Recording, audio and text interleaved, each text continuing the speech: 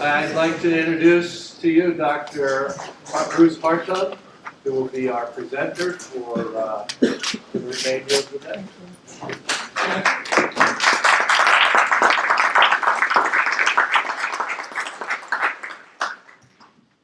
Well, it's good to welcome you and good to be here. I didn't know that I was coming to the same place that I came to 5 years ago or 6 years ago, because I came by air from St. Louis at that time and got picked up and brought here, and I had no idea where I was. So I drove up today because I'm no longer in St. Louis.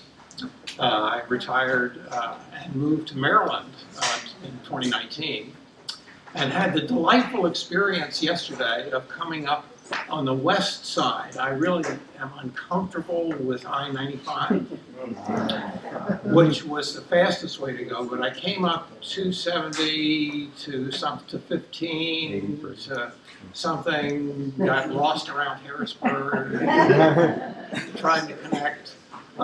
Came up on 83, I think, to 78, and then here I was at exit 33.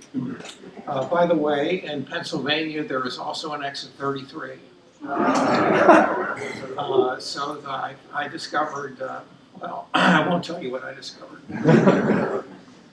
When I came here, I'm staying down at the Delta Hotel by Marriott.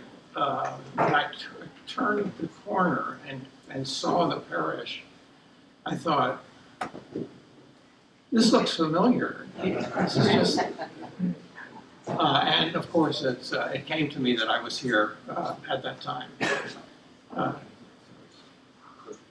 Oh, the clicker. Stay closer to the mic.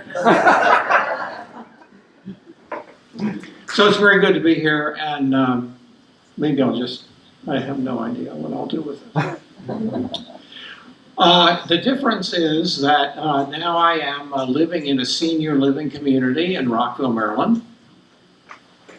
So I've got I'm doing a little workshop elsewhere on aging in the community of people who are aging.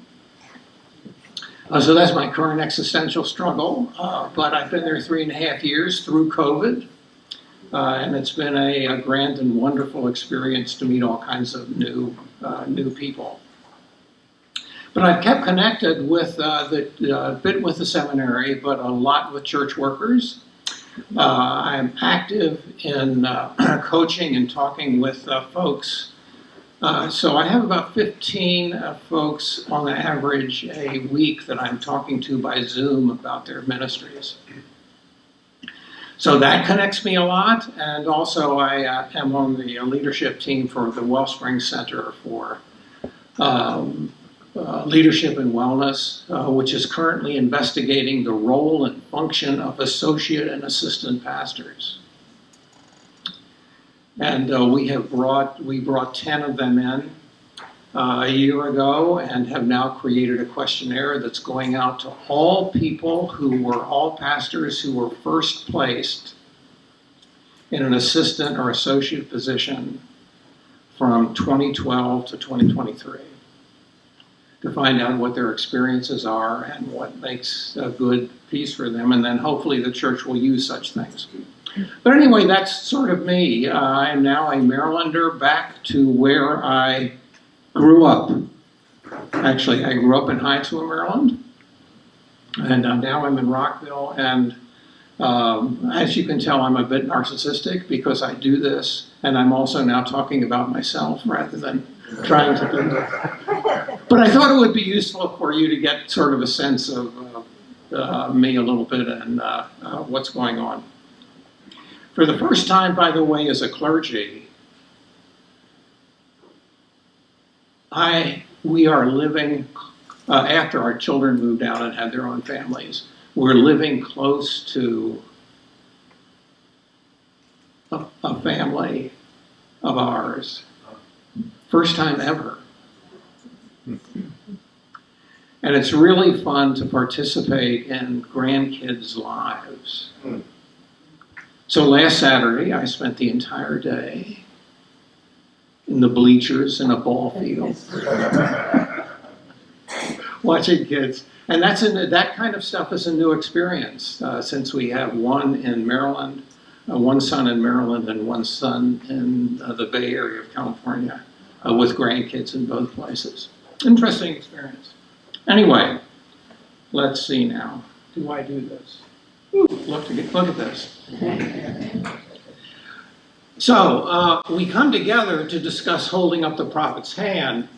The translation of that is really how do we support and help stay healthy and effective church workers. So I'd like you to consider this question. I'm going to ask you to do more work than I'm going to be doing at the very beginning. The first question is, what brought you here?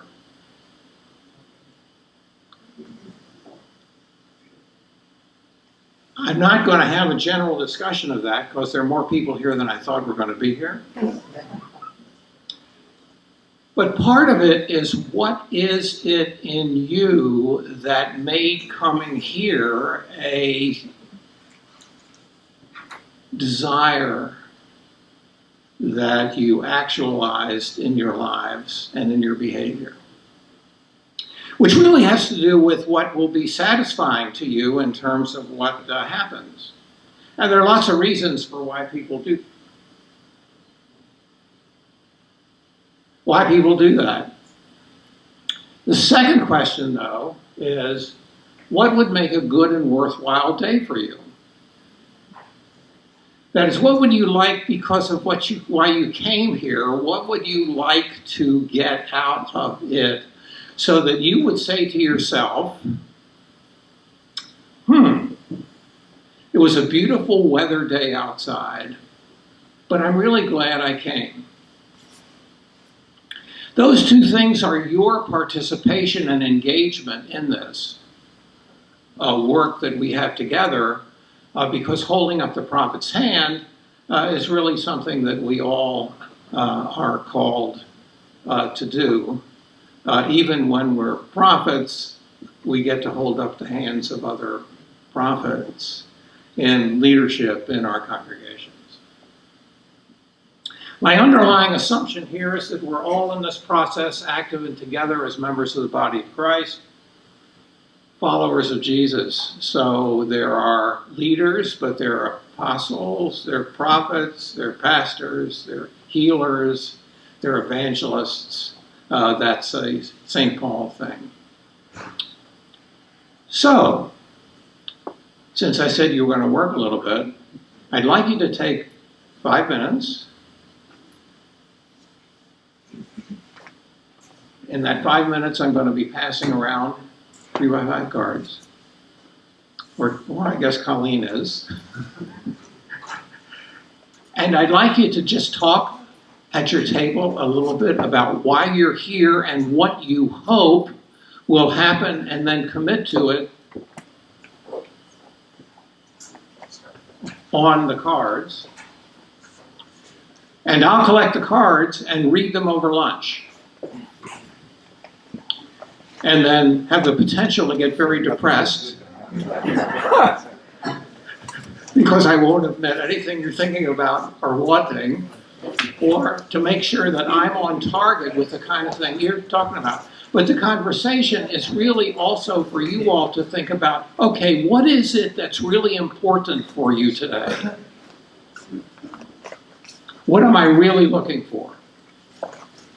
And that'll be part of your engagement with you, part of your questions, part of your interaction with each other, part of you over lunch, part of you whenever we have conversation and breaks. This won't be a long thing, but take a couple of minutes that stimulate your thinking and your talking about it, and then write it down, make a commitment. I know Lutherans don't do altar calls, but make a commitment anyway. That's your altar call. Let's go for it. Oh, and we have pencils. My goodness.